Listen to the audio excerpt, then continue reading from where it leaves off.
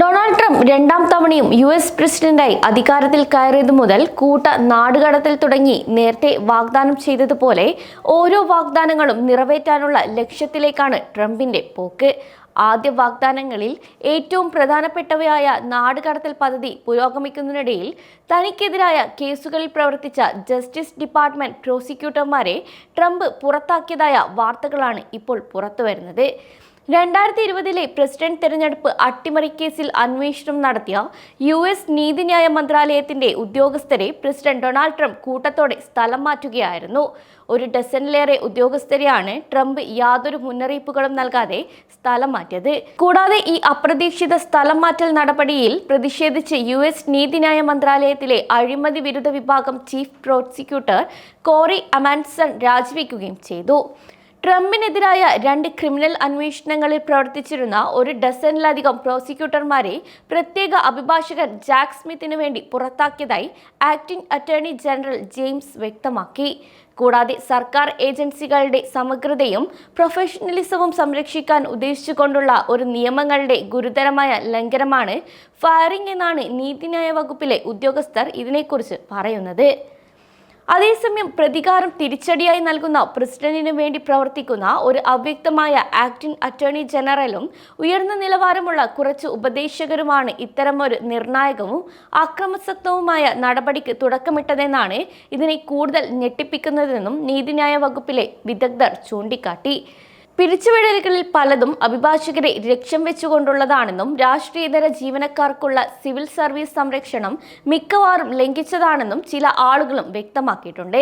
എന്നാൽ അന്വേഷണങ്ങളിലെ പങ്ക് കാരണം പ്രസിഡന്റിന്റെ അജണ്ട നടപ്പിലാക്കുന്നതിൽ സ്റ്റാഫ് അംഗങ്ങളെ വിശ്വസിക്കാൻ കഴിയാത്തതിനാലാണ് ഉദ്യോഗസ്ഥരെ നീക്കം ചെയ്തതെന്ന് നീതിന്യായ വകുപ്പ് വക്താവ് പ്രസ്താവനയിൽ വ്യക്തമാക്കിയിട്ടുണ്ട്.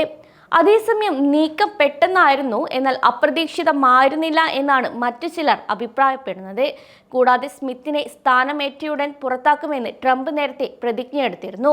പക്ഷെ ചില പ്രത്യേക അഭിഭാഷകരും അദ്ദേഹത്തിന്റെ ചില ഉന്നത പ്രോസിക്യൂട്ടർമാരും ട്രംപ് അധികാരത്തിൽ ഏൽക്കുന്നതിന് മുന്നേ രാജിവെച്ചിരുന്നു. എന്നിരുന്നാലും മറ്റുള്ളവർ അവരുടെ പഴയ തസ്തികകളിലേക്ക് മടങ്ങിയിരുന്നു എന്നാണ് വ്യക്തമാവുന്നത്. ഫെഡറൽ നിയമനിർവഹണ ഏജൻസികളുടെ കൂടുതൽ നേരിട്ടുള്ള വൈറ്റ് ഹൗസ് നിയന്ത്രണത്തിന്റെ ഒരു പുതിയ യുഗത്തിന് ഇവിടെ തുടക്കമിട്ടുകൊണ്ടാണ് ഈ ഒരു സ്ഥലമാറ്റമെന്നും ഈ ഒരു പൊളിച്ചുപണി നടത്തുമെന്ന് നേരത്തെ ട്രംപ് പ്രതിജ്ഞയെടുത്തതായിരുന്നു.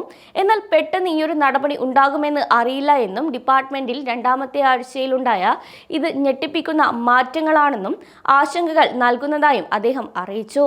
കൂടാതെ ഇന്നലെ ഇലക്ട്രോണിക് വഴി കൈമാറിയ പ്രോസിക്യൂട്ടർമാർക്കുള്ള കത്തിൽ മോശം പ്രകടനത്തിന്റെയോ അനുചിതമായ പെരുമാറ്റത്തിന്റെയോ അടിസ്ഥാനത്തിൽ കരിയർ സ്റ്റാഫ് അംഗങ്ങളെ പുറത്തിറക്കിയതായി വാദിക്കുന്നതിനു പകരം ഭരണഘടനയുടെ ആർട്ടിക്കിൾ 2 പ്രകാരമുള്ള പേഴ്സണൽ കാര്യങ്ങളിൽ ട്രംപിന് ഭരണഘടനാപരമായ അധികാരമുണ്ടെന്നാണ് മാക് ഹെൻറി അവകാശപ്പെടുന്നത്.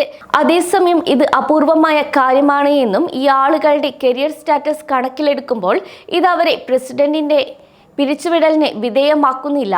കൂടാതെ വകുപ്പിന് വ്യക്തമാക്കാൻ കഴിയുന്ന ഒരു കാരണവും പ്രകടമായില്ല എന്നാണ് ബ്രോവർ വ്യക്തമാക്കുന്നത്. അതേസമയം ഫയറിംഗ് മെമ്മോയിൽ പറഞ്ഞിരിക്കുന്ന യുക്തി പതിറ്റാണ്ടുകളായി നിലനിൽക്കുന്ന സിവിൽ സർവീസ് നിയമത്തിന് വിരുദ്ധമാണെന്നും ഇത് മോശമായ പെരുമാറ്റത്തിനോ മോശം പ്രകടനത്തിനോ മാത്രമേ ജീവനക്കാരെ പിരിച്ചുവിടാൻ കഴിയൂ എന്ന അഭിപ്രായമാണ് വിദഗ്ധനായ അഭിഭാഷകൻ ക്രിസ്റ്റ്യൻ ആൽഡൻ പറയുന്നത്. അതേസമയം ഔദ്യോഗിക രേഖകൾ പിടിച്ചുവച്ചത് 2020 തിരഞ്ഞെടുപ്പ് അട്ടിമറിക്കാൻ ശ്രമിച്ചതുമായി ബന്ധപ്പെട്ടാണ് ട്രംപിനെതിരെയുള്ള 2 കേസുകളിലെ അന്വേഷണത്തിൽ അമൻസൺ പങ്കുവഹിച്ചിട്ടുള്ളത്. കൂടാതെ നീതിന്യായ വകുപ്പിലെ മുൻ സ്പെൻ കോൺസൽ ജാക്ക് സ്മിത്തിന്റെ നേതൃത്വത്തിൽ ട്രംപിന്റെ നടപടികളെക്കുറിച്ച് 2 അന്വേഷണങ്ങൾ കൂടെ നടത്തി. 2ലും കുറ്റപത്രവും സമർപ്പിച്ചിരുന്നു.